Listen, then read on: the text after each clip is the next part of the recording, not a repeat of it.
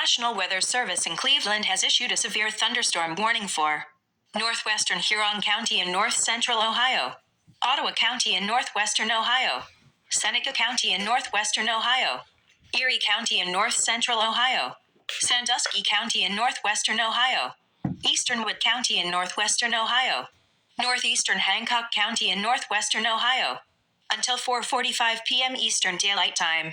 At 3:58 p.m. Eastern Daylight Time, severe thunderstorms were located along a line extending from near Luna Pier to near Van Buren, moving east at 55 miles per hour. Hazard: 70 miles per hour wind gusts and penny-sized hail.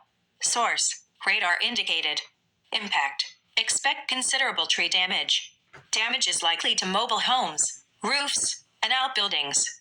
Locations impacted include Findlay, Sandusky, Tiffin, Norwalk, Fremont, Fostoria, Port Clinton, Bellevue, Clyde, Willard, North Baltimore, Oak Harbor, Gibsonburg, Genoa, Woodville, Elmore, Green Springs, Castalia, Arcadia, and Van Buren. For your protection, move to an interior room on the lowest floor of a building.